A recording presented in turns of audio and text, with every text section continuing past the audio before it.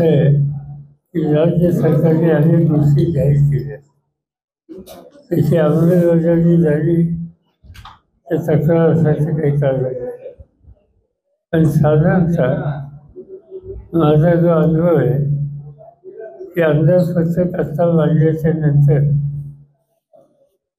लगेचच 8 दिवसामध्ये नवीन फुलवणार मागण्या म्हणजे अंदाजपत्रकाच्या बाहेर अधिक लागणारी रक्कम ही मागावी लागते किंवा मागण्याची भूमिका सरकार घेतं आणि त्याच्यामध्ये या सगळ्या योजना आहेत. अंदाजपत्रक याचा अर्थ काय? अंदाजपत्रक याचा अर्थ वर्षभर राज्य सरकार जे विविध प्रकारचे कार्यक्रम घेऊन राज्य चालू इच्छितो त्यासाठी लागणारा अर्थकारणाचा विषय हा अंदाजपत्रकाच्या मान्यतेतून खुला होतो.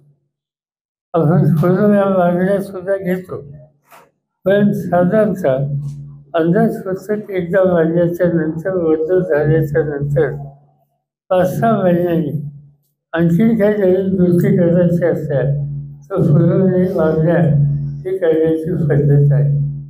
इथं काय झालं आहे की अंदाजपत्रक मांडलं आणि 8 दिवसात फुलवणी मागण्या आणि फुलवणी मागण्या ठरवण्याचा हा कालावधी हा अतिशय कमी आहे, पण ठीक आहे, सरकार त्याचं माझं काही म्हणणं नाही. पण ज्या मागण्या या कार्यक्रमाच्यासाठी आपण करतो त्या कार्यक्रमाची एकंदर लागणारी रकमेची गरज आणि शासनाकडे आत्ता असलेली निधी याच्यामध्ये जर प्रचंड अंतर असेल तर त्याची अंमलबजावणी किती होईल हे सांगता येत नाही. अनेक गोष्टी त्यांनी जाहीर केल्या. मुलींचं वर्ष शिक्षण हे सगळं मोफत केलं, चांगली गोष्ट आहे. पण मला शैक्षणिक संस्थांची चिंता आहे, कारण मोफत शिक्षणाचा सगळा खर्च सरकार देणार हे सरकारने जाहीर केलं आणि आत्ताच लक्ष्मीला मान्यच्या संस्थेमध्ये आपल्याला अनुभव आहे की फाशीवरच्या 2-2 वर्षाचं येणं त्यांचं अनुदान हे अद्याप आलं नाही. आता या लहानशा संस्थेमध्ये 2 वर्ष अनुदान द्यायला सरकारला उशीर होतो, तर समज राज्यामध्ये सगळ्या मुलींच्या शिक्षणाच्या संबंधीचे जे खर्च आहे ते मिळेल का नाही याची शंका आहे आणि तो नाही मिळाला तर शैक्षणिक संस्था चालवणं या अडचणीचं होत बसेल. पण या सगळ्या गोष्टी जाहीर केल्या असं बघूया काय काय त्याच्यात होते. साहेब, दुपारी त्यांनी घोषणा केली आणि रात्री GR काढला, त्यामुळे महिलांच्या गर्दी झाली आणि आता पुन्हा त्यांनी नियम बदललाय, त्याबाबत काय म्हणाल आपण? असं आहे की गर्दी होणारच. माझं तर सगळ्या महिलांना किंवा सामाजिक जीवनात काम करणाऱ्या सगळ्यांना आव्हान आहे की या महिलांना योग्य मार्गदर्शन करा, त्यांना फॉर्म त्यांचा भरून द्या, त्यांना त्या केंद्रावर घेऊन जा आणि त्यांचा फॉर्म सादर करा. समाजाच्या सार्वजनिक जीवनात काम करणाऱ्या सगळ्या घटकांनी हे काम पुढच्या 10 दिवसात करावं की या सगळ्या महिलांचे फॉर्म भरून सरकारचं दाखल करणं.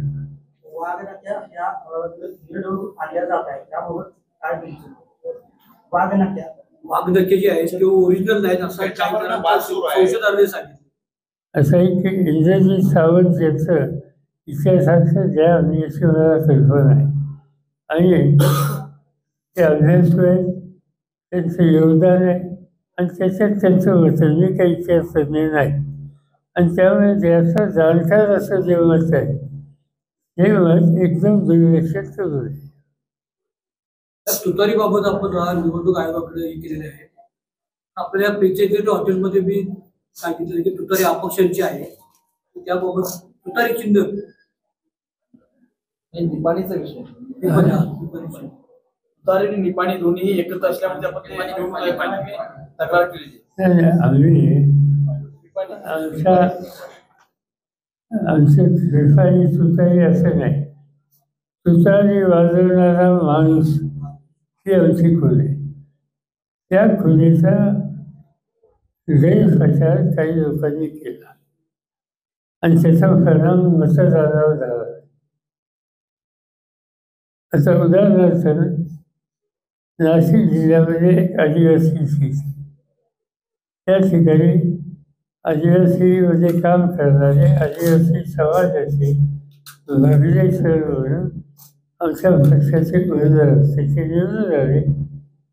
पण त्याला एकंदर वर्षं पडली, त्याची 1,00,000 वर्षं वाया गेली.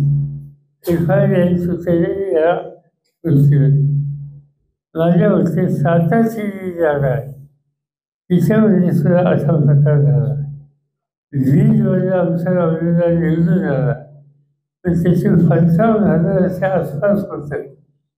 या पिफाने तुतारी या गैरसमज झाला आणि म्हणून आम्ही इलेक्शन 24च्या करत आणि सुप्रीम कोर्टामध्ये गेलेलो होतो. त्याची काल तारीख होती. आणखी 2-3 विषय होते. एक, राष्ट्रवादी काँग्रेस पक्ष हा जो आम्ही लोकांनी स्थापन केला, नंतर हा पक्ष घेऊन आमच्याकडे काही सहकारी गेले आणि निवडणूक आयोगाने त्यांना मान्यता दिली आणि त्यामुळं पक्ष चिन्ह या सगळ्या गोष्टी आमच्या हातातून गेल्या होत्या. पण आम्ही कोर्टातून लढाई केली. आम्हाला म्हणजे सुतारी वाजवणारा माणूस ही खून दिली गेली आणि नाव राष्ट्रवादी त्याच्यामध्ये शरद पवार हा शब्द घालणं कंपल्शन इलेक्शनच्या विषयाने केलं. त्याची केस काल होती. आणखीन एक गोष्ट होती की जो राजकीय पक्ष निवडणूक आयोगानं मान्य केला त्याला पक्ष म्हणून काही सवलती असतात. पक्ष चालवायला लोकांची वर्णन घ्यायचा अधिकार असतो, तो आम्हाला नव्हता आणि म्हणून आम्ही कोर्टात त्या इलेक्शनच्या विषयात निर्णय दिलाय की स्वखुशीनं जी देणगी देतात ती स्वीकारू शकता आपला पक्ष.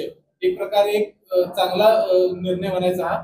एक निर्णय चुकीचा वाटतो. म्हणजे आता महाराष्ट्राची विधानसभेची निवडणूक आहे आणि त्या निवडणुकीच्या पार्श्वभूमीवर हा निर्णय आमच्या दृष्टीने अत्यंत महत्त्वाचा आहे आणि उपयुक्त आहे.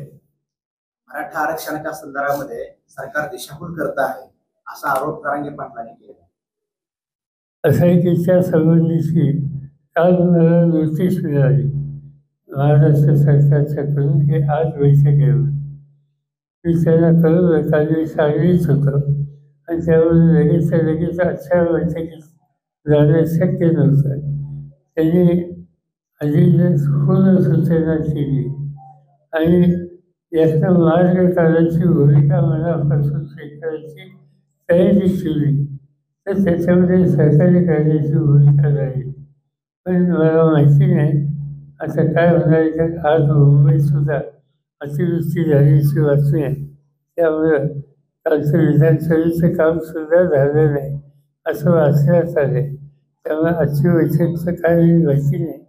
कदाचित ते कळवतील संध्याकाळी या, पण एकदम मला आता सांगता येणार नाही. साहेब, राष्ट्रवादी पक्षाचे काही आमदार तुमच्या संपर्कात आहेत का? विधान परिषदेच्या अनुषंगाने काही त्याचा फायदा तुम्हाला होईल का?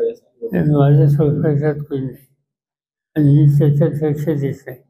पण जयंत भाषणाला लोक भेटतात याची माहिती माझ्याकडे आहे. त्याचा आउटकम काय येईल ते उद्याचं मतदान झालं पाहिजे. समजा लोकसभेला 200 पारचा नारा दिला, पण आता विधानसभेला 100 पार बी भरत नाही, एवढी त्यांनी दहशत घेतली. 200 पाच कसं विधानसभेला लोकसभेला 400च. कारण नरेंद्र मोदी सगळी तर 400च्या काही बोलतच नव्हतं. आणखी अनेक गोष्टी सांगत होते. खरं म्हणजे तर देशाच्या प्रधानमंत्र्यांनी एखादी भूमिका लोकांच्या समोर मांडताना ती राष्ट्रहिताचे याचं भान हे ठेवलं पाहिजे.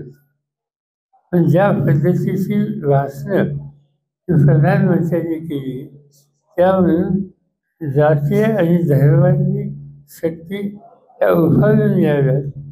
समाजामध्ये एक प्रकारचं दहशतीचं वातावरण व्हावं आणि त्यामधून निवडणुका आपण काढाव्यात हे सूत्र ते ठेवलं होतं.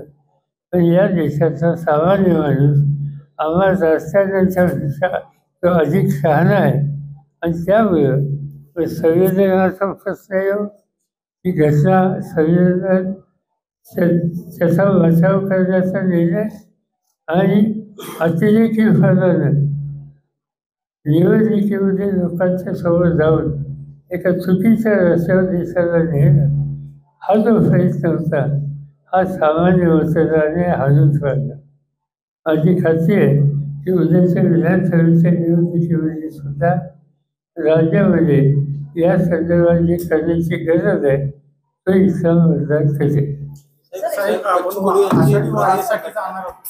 यांची प्रहार संघटना, परत छत्रपती कोल्हापूरच्या त्यांची संघटना, आम आदमी पक्ष आणि रविकांत तुपकर हे एकत्र विधानसभा लढणार आहेत अशी काही बातम्या पुढे येतात. याचा काही फरक या निवडणुकांना पडेल का? अशी माहिती नाही मला. अशी काही लोक भेटले आणि माहिती नाही. एक फक्त घरातल्या लाडक्या बहिणीकडे दुर्लक्ष करायचं आणि बाहेरच्या लाडक्या बहिणींना निधी द्यायचा जो काही फंड आहे तो या आगामी निवडणुकांमध्ये काही त्याचा उपयोग होईल असं आमच्या वाटतंय? वेळेला कुठल्या कवीला बहिणीला द्या. Come on guys, hurry up. यार सुन ना, एक ब्रेक ले लेते हैं. Guys, I'm telling you, तुम लोगों को सही से ट्रैकिंग नहीं आता. But that's okay, you can learn. रोज का ढक्कन देना. ये रेड वाला है, सही वाला देना. अबे ढक्कन, पहले तो सही पानी पीना.